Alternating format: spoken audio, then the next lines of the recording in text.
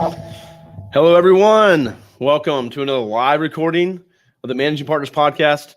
My name is Kevin Daisy, and I'll be your host, also the founder of Array Law. We help law firms grow with digital marketing.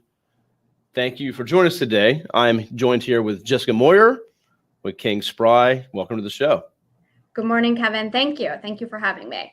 Absolutely. So Jessica is actually located in Pennsylvania, about an hour north of Philadelphia. So thanks for tuning in there. Give us a little bit more idea of where you're actually located. Sure, Kevin. My firm, KingSpry, is located in Bethlehem, Pennsylvania, which is about an hour north of Philadelphia. We're located in Northampton County. We're the largest firm here in Northampton County, and we practice in various counties throughout Northeast Pennsylvania. Excellent. All right. Well, we'll get more about the firm here in just a second. But, I always like to find out first about you, the managing partner of the firm, which is breaking news, if you will. You just became the managing partner there. It looks like back in January was announced, correct? Correct. I started my term January 1. All right. And that's 2022 for anyone listening in the future. So congratulations on having that title. And I know it's a lot of work, a lot of extra administrative stuff added to your plate. But let's back it up a little bit. Tell us, about yourself and, what puts you on the path to deciding to become an attorney? Sure. So I was born and raised what they call here the Lehigh Valley. Grew up here, went to school here. And in first grade, my first grade teacher, Sister Marie Juliana, told my parents very adamantly that she was convinced that I was going to be a lawyer. And she was absolutely correct. And stayed that path, always wanted to be a lawyer. So went through college. I majored in political science, minored in communication. I was accepted at Villanova University, which is right outside of here, Philadelphia, and went there for law school. During law school, I got to see firsthand family law in action. I had a roommate who was going through some family law issues. So that piqued my interest. And I started to interview and decided I wanted to do a clerkship. So come out of law school, work for a judge for a year or two prior to going into private practice or joining a firm. So I was very fortunate that we had connections with alumni at Villanova. I interviewed with a local judge and he asked me what I wanted to do. And I said, I think I want to do family law. And he said to me, well, I don't do family law, but I'm going to put you in touch with our judge that does family law. And he did that. And I was hired by her. Her name was Judge Worthington. She's out of Monroe County here in Pennsylvania. I clerked for her for a year, doing exclusively overseeing her family law cases. So divorce cases that ultimately made their way up to her, custody cases, support cases. We have here in Pennsylvania what's called protection from abuse orders, which would be restraining orders. Those were issues that she would oversee and rule upon. When my tenure was coming down, I was very fortunate because she picked up the phone and called one of our founding partners here at KingSpry and said, you need to hire my associate. And he did. And I have been here with the firm since 2006. And he did family law and came here, started working with him, had the benefit of learning under him. He's brilliant. But then the firm had a need for education law and asked if I would be interested in learning education law, which I had no experience with at all. And I said, sure. So now I do dual practice areas. I practice in our family law department as well as our general education department. Excellent. Awesome. Well, so yeah, you came to work for them. They thought they made a good decision, and now here you are managing the firm. So it looks like they did a good job. Yes. That's excellent. Then, so when was the firm actually originated? In 2001. It was a merger of 3 different firms here in the Lehigh Valley. And it started with 8 attorneys, and now we are 31 strong. Wow. That's a lot of growth. Yes. So, all right. Excellent. Especially and so you focus on family and now education, and we'll get to that in just a second with the differences of those two. The firm profile, what kind of areas are covered across the firm? Sure. We're full service. So we have 9 different practice areas, and some of those practice areas have like specialty sections of it. Got So it. we have our family law section, but then within our family law section, we have a partner who practices in assistant reproductive technology. Oh, So she is dealing with, egg donors yeah, and that's a rare one. adoptions. Yes, yes. So we are the only firm in the Lehigh Valley that offers that type of service. Then I said we have our education department, but within our education department, we have a special education department. So children who have special needs and who need additional assistance during the school day. Whether it be to assist them with their disability or if they're gifted and they need a little bit extra motivation and assistance. So we have attorneys who just work with school districts on special education matters. We have business, real estate, we have trusts and estates also. I'm trying to think what else we have. Employment, yes, employment. Yeah. And then also for our school districts, we do labor negotiations because unions, we do contract negotiations for them. So we pretty much do everything with the exception of bankruptcy and white collar crime and immigration. Okay, good. I mean, that's naturally when you see a firm grow, you bring in new partners and attorneys that bring a specialty with them, and it makes sense. So that's very, organic, natural growth from what I can see for the most part. So, so really good. So, and as far as your geographic reach and focus, is that with the whole state or specific to a couple areas around you? Yeah, just specific to northeastern Pennsylvania. So we don't go to Philadelphia. That's an hour away. It doesn't make sense for our. I mean, we will if we have to. We have some federal litigation that ends up down in Philadelphia, most with our education clients, and we will certainly go down there. But for me, as a family law practitioner, I wouldn't take a case down in Philadelphia. It doesn't make any sense. So I would say all the surrounding counties, and with education, we go as far up as the border of New York. So our education practice has a very wide-reaching footprint in the state of Pennsylvania. Our private sector side, it's just relegated to like the northeast part of Pennsylvania. Excellent. Well, anyone in Philadelphia or south may be a good referral partner if that's the area that you don't travel into. So if you're listening, sure, reach out, Jessica can connect. So let's talk a little bit more about some marketing here. And as far as the firm or you personally overseeing the 2 areas that you focus on, and we talked about this a little bit backstage, and that's really, family law, which can be heavy marketing. You can do advertising. You can really do all the above.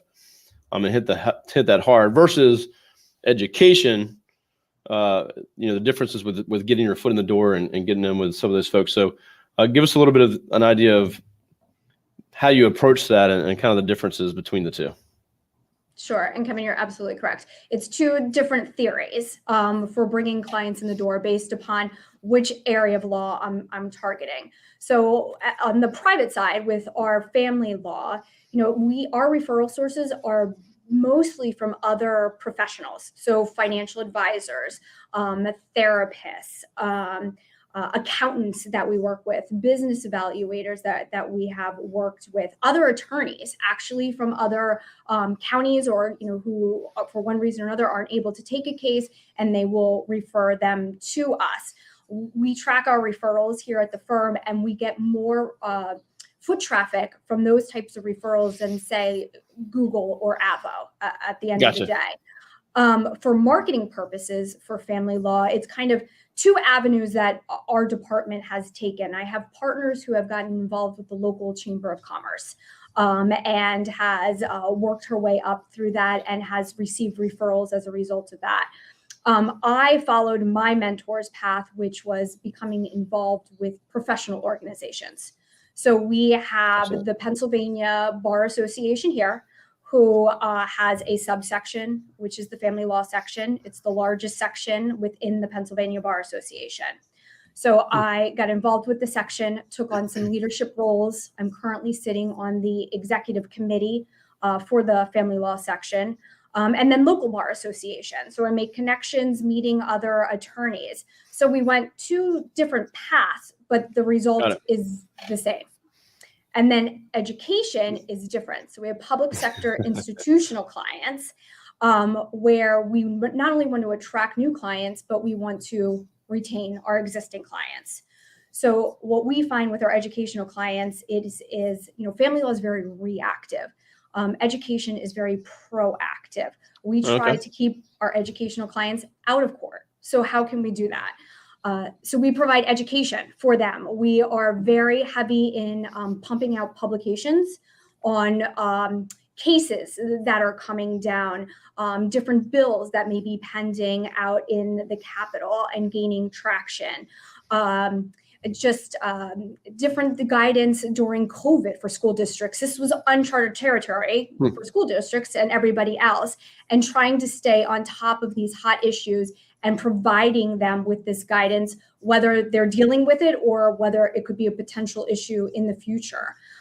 We also offer education classes. We call them lunch and learns, where we'll pick topics and invite our educational clients across the state. And now we can do it via Zoom and bring them in and provide some education guidance for them that way. So it's more like relationship building on the education side versus family law, where normally we have those clients, but it's for a limited duration. Sure, and it's like kind of hand-to-hand combat versus, I would assume with the education, you're kind of digging in deeper and deeper in with them. So what's an idea of like an actual client on the education side? Is it a school system? Who is the client exactly? Yes, so it is a school district. So we would be appointed by the board of directors, who are elected officials here in Pennsylvania.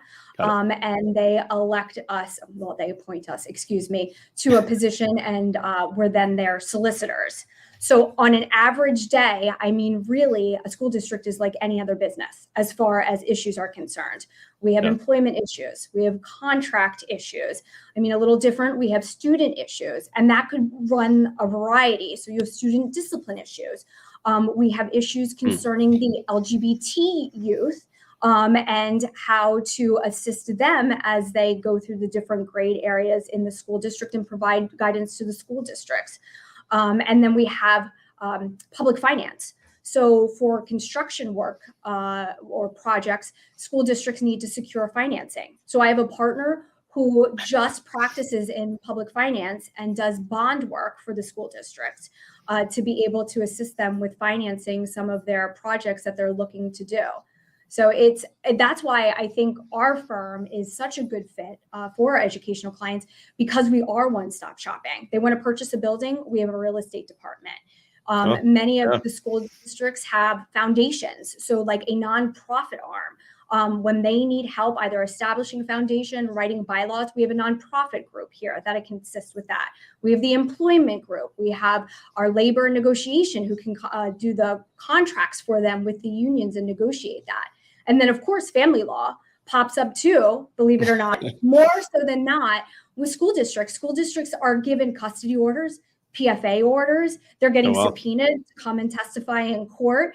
And obviously, that's a little unnerving to them. So any day, it could be a variety. Sounds like you get a lot of phone calls. Very much. A lot of emails. Everybody likes emails. A lot of emails and phone calls. Wow. Yes. So it keeps us busy, for sure. Okay, well, that puts things in a little more perspective, but it sounds like that'd be a lot of questions coming through to you guys, especially when you're talking about a whole district and all the moving parts of the school and all the kids. Yeah. Mm-hmm. So, well, interesting. Yeah, I don't think we've had anyone on the podcast that really, well, if they did do education, they didn't speak of it on here with me, but that's something that I'm less familiar with. But so thanks for sharing the differences there. And so, that to me sounds like all relationship and just being a good partner. Yes. And once you're in, you got to continue to provide good work. And it sounds like you're going to do just fine. So yes, that's excellent. So I guess give me some ideas. Like so, you're managing partner. Yes. What's been like a big, like, I guess, change for you as far as your responsibilities and roles since you took in that position, and or do you have more like a a timed schedule to kind of roll out some things, or so what's that transition been like for you? That would be ideal, but no, it's been trial by fire, essentially. I was approached. So we have a management committee. We have several committees here at the firm, and we have a management committee called the Executive Committee. There are 5 partners that sit on that committee and oversee the management of the firm. I, as the managing partner, come to the Executive Committee with various issues that have come up to get their way in, and then we ultimately present issues to our partnership here. So Gotcha. Back in 2020, right before COVID, I was approached about being a deputy managing partner. So that it would be a natural transition. I would train 2 years under our then current managing partner and then assume this role in 2022. And I just joke and say, if I would have known then what I would have known now, I would have ran for the hills. But actually I got a crash course in running a business and stuff that you would never even think of, that not only our firm, but other firms were faced with. But that kind of just, for a while there, law took a backseat, and survival of the fittest is what kicked in. And how do we do that and make sure we don't have to lay off anybody? And actually, it gave me a great opportunity to kind of get my feet wet and be prepared for when January 1 of 2022 came to take over. But it is definitely a change. I'm very lucky. We have 3 administrators here who assist. So we do have a firm administrator who oversees our finances. We have a director of HR and operations who oversees our daily HR issues and IT issues, all that kind of stuff. Yes, and then we have a director of marketing. So there are 3 wonderful women who assist and help me through this process, because I wouldn't be able to do it without them. And I had a goal that I was going to have one day blocked out that I was going to do all my administrative stuff. And that goal was sadly overtaken by the second week. So it is fitting in the administrative stuff when I have time and when I can. And obviously, like some things come up and they need to be dealt with immediately. So the cases go on the back burner and I have to deal with the administrative issues. I feel like I'm going to get it down to a science at some points of time, but we're not yet. Not 2 months in. Hopefully soon. Well, thanks for sharing that, because it's good to have someone that's just right in the hot seat and coming on the Managed Partners podcast shortly after there. So maybe we can do a follow-up episode in the future.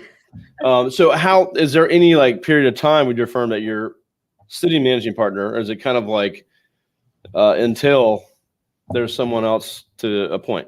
Sure. So technically we sit 2 3-year terms. So 6 years. I had it down to days a couple of weeks ago, but now I stopped doing that. You have that day on your calendar, yes, I'm out of here. Yes. But you know what? I'm lucky. I have great partners here. And we're fully staffed. We have about 30 paralegal support staff and then our administrative team.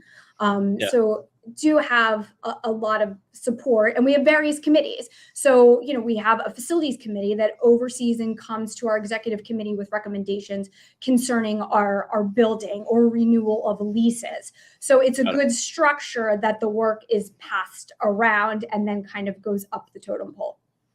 I mean, I think it's amazing. It's obviously they have trust in you and faith, and it's even though it's a lot of responsibility and a lot of extra work, but it's a once in a lifetime type of opportunity probably too. So experience that you'll take with you if you did go anywhere else, but good experience to have regardless. So yes. And one of my main goals here is I'm the second female. Historically, it has been men that have held this position. So I'm the second female and the first working mom. So that's an added juggling because I don't want to miss anything for my daughter. I have an awesome husband who is such a great support system that can allow me to do this. But family is important to me. So I want to, the traditional law firm feet behind the desk, I think it's this thing of a past.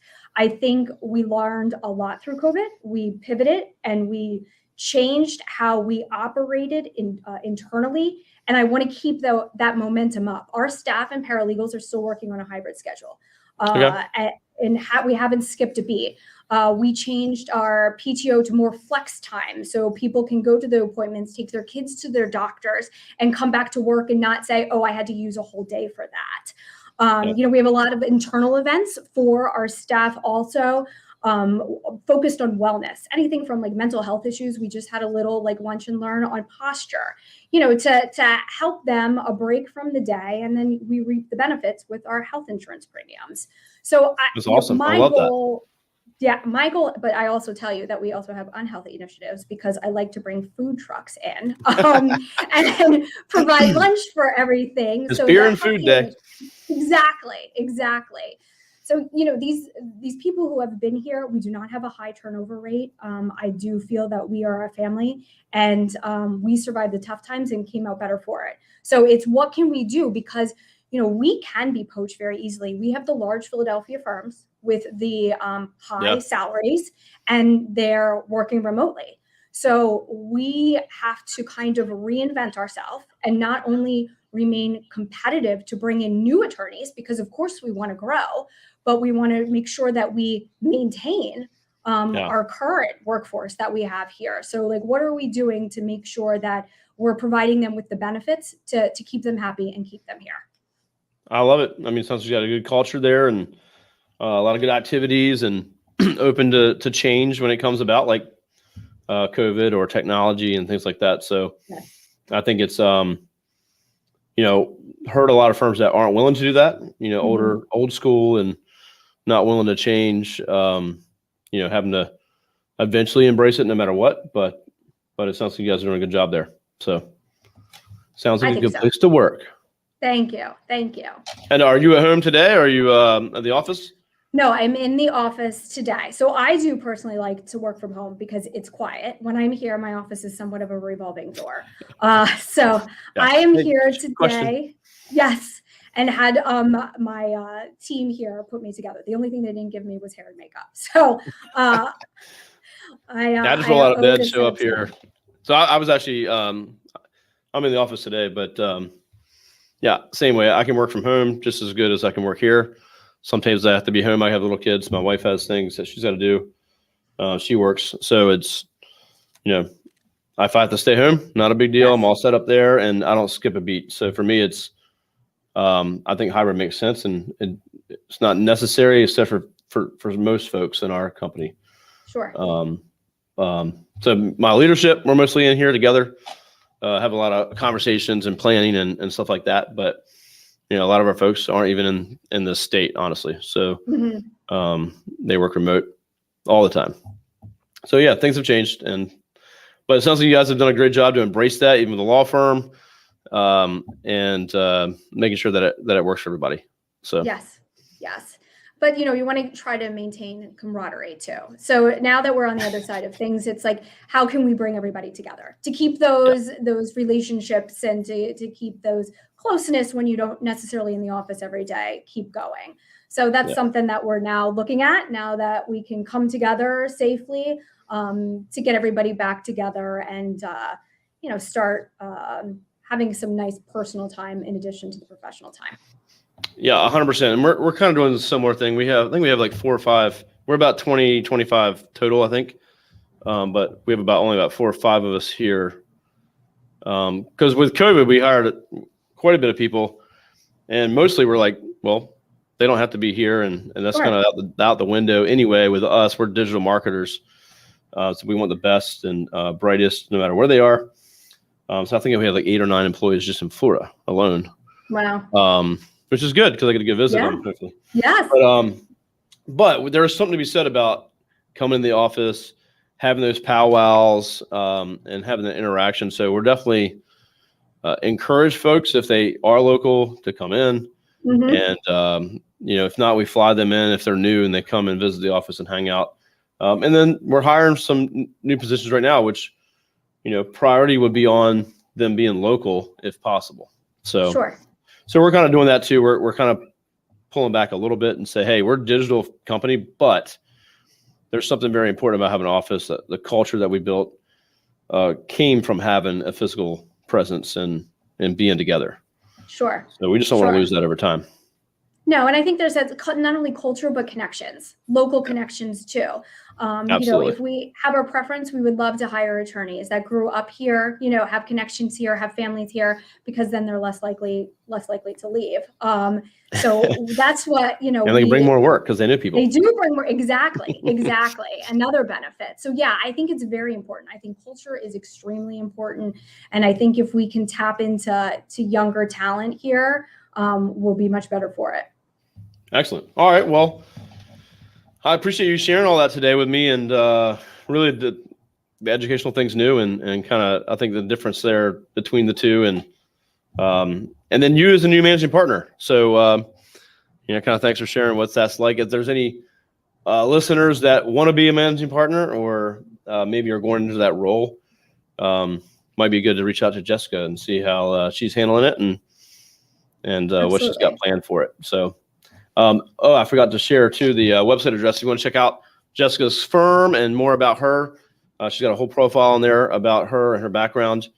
KingSpry.com. That's KingSpry.com. If you're listening on the podcast, so go check that out. Jessica, is there another way people can connect with you if they're tuning in? Sure, absolutely. Either email, my email address is jmoyer, Moyer, at KingSpry.com, and or LinkedIn. We use that very heavily up here. Okay, excellent. I just sent you a connection request myself on LinkedIn this morning. So I use that pretty heavily too. So Jessica, anything else you want to share before we go? No, I just want to say thank you for having me. This was a great experience. I appreciate it. Oh, absolutely. No, thanks for sharing your story and about your firm there. Sounds like you guys are doing great things. So anyone, again, maybe a good referral partner, maybe you just have questions. Again, maybe you're aspiring to start your own firm or be a managing partner. I think Jessica would be a great person to connect with. And again, maybe there's some referral passing that can happen. So reach out to Jessica, connect with her. And Jessica, thanks for coming on with me today. Check out this episode and many more. We have close to 200 up on the site already. Managing partner interviews. We also have the managing partners newsletter, which goes out twice a week. We feature different episodes like this. We also feature marketing tips. We also feature things that managing partners are doing that have been on the show, writing books. We have a book club. We share podcasts that our other firms are doing. So it's just a wealth of knowledge, and it's a way for you to connect with others. And I think that's around 1,500 attorneys or managing partners on that list that goes out to. So check that out. You can also sign up for that on the website. And then Array Law, we help firms market. So websites, SEO, content writing, social media, you name it, advertising, that's what we do.